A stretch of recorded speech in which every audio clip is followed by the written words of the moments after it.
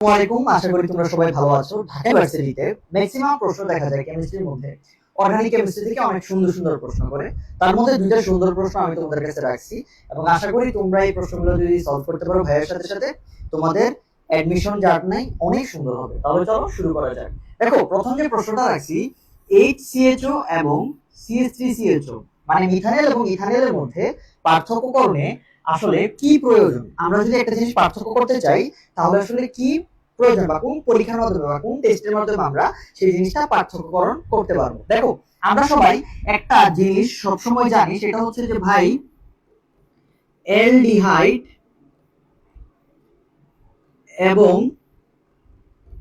Ketone, aldehyde এবং কিটোনের পার্থক্যকরণে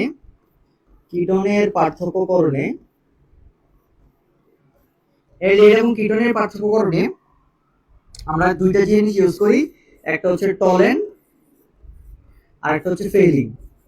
ঠিক না? ঠিক, এটা আমরা সবাই জানি। এটা হচ্ছে আমরা একটা ইনফরমেশন নিয়ে নিলাম। তাহলে এদিকে কি দুইটাই অ্যালডিহাইড না? তাহলে এদিকে কিটোন আছে নাই, তার মানে শুরুতে হচ্ছে টলেন্ট রিএজেন্ট, যে অ্যানসারটা এটা বাদ। এইটুকু আমি বুঝতে পারছি। বাট এদিকে একটা মজার জিনিস হচ্ছে, এদিকেও সিএচও আছে, এদিকেও সিএচও আছে, মানে দুই পাশে আছে ভাই আমার অ্যালডিহাইড, দুই পাশে আছে অ্যালডিহাইড। তাইলে এদিকে আমাদের যে টেস্টটা করতে হবে সেটা হচ্ছে আয়োডোফর্ম টেস্ট। এখন কেমনে বুঝলেন ভাই এটা আয়োডোফর্ম টেস্ট করতে হবে? চলো একটু আলাপ করা যায়। আয়োডোফর্ম টেস্টের শর্তটা তোমাকে একটু জানতে হবে। আয়োডোফর্ম টেস্টের শর্তটা হচ্ছে যে তোমার CH3CO মূলক থাকতে হবে, মানে দুই নাম্বার কার্বনের সাথে অবশ্যই একটা অক্সিজেন থাকতে হবে, CH3CO মূলক থাকতে হবে। তো এদিকে তো মাত্র কার্বন আছে একটা, বাট এদিকে তো কার্বন আছে দুইটা। তাহলে একটার মধ্যে CH3CO মূলক আছে আর একটার মধ্যে নাই। এটার মাধ্যমে আমরা মিথানেল এবং ইথানেলকে আইডেন্টিফাই করতে পারি। তাহলে দুইটা অ্যালডিহাইডকে আমরা পার্থক্যকরণ করতে পারি কিভাবে? একদম সিম্পল আলাপ ভাই, আয়োডোফর্ম টেস্টের মাধ্যমে। গেল আমাদের একটা এমসিকিউ। চলো এর সুবাদে আরেকটা এমসিকিউ দেখে ফেলি, সেটা তোমাদের জন্য অবশ্যই বোনাস থাকবে। বেনজামাইড হফম্যান ক্ষুদ্রাংশকরণ বিক্রিয়ায় আসলে কি উৎপাদন হয়? এনিলিন, নাইট্রোবেনজিন, নাইট্রোমিলিন, ডাইফিনাইল অ্যামাইড, আসলে কোন উৎপন্ন হয়?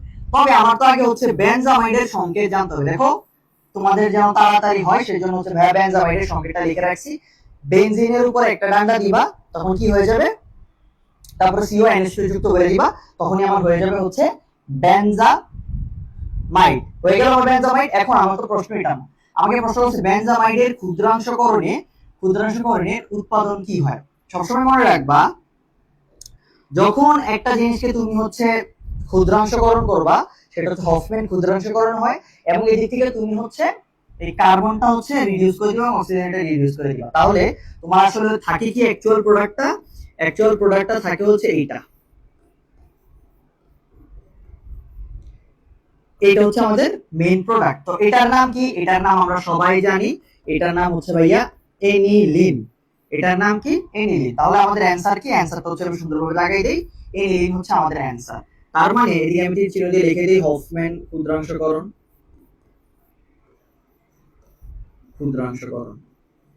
ওকে, তাহলে এই যে তোমার এই জিনিসটা কিন্তু তোমার ভাই রিটেনও আসতে পারে যে বেনজামাইডের হফম্যান ক্ষুদ্রাংশকরণ বিক্রিয়ায় উৎপাদ কি হয়। তোমাকে এরকম একটা দিয়ে দিল, তুমি তখন হচ্ছে অবাক হয়ে গেল। অবাক হওয়ার কিছু নাই, তুমি জাস্ট এদিকে সিউ জিনিসটা বাদ দিয়ে দিবা, তাহলে কি থাকবে? একটা ডান্ডা উপর থাকবে আর NH2 থাকবে, as simple as that। তাহলে কি হয়ে গেল? আমাদের এনিলিন হয়ে গেল। সো এরকম আরো সুন্দর সুন্দর ভিডিও যদি তোমরা চাও তাহলে হচ্ছে কমেন্ট সেকশনে জানাইতে পারো, আমরা ইনশাআল্লাহ তোমাদেরকে সর্বোচ্চ সাপোর্ট দিয়ে থাকবো। সবাই এসএসসি পরীক্ষা ভালোভাবে দাও এবং যারা সেকেন্ড টাইম প্রিপারেশন নিচ্ছ তারা ভালোভাবে সেকেন্ড টাইম প্রিপারেশন নাও। দেখা হবে বিজয়ে।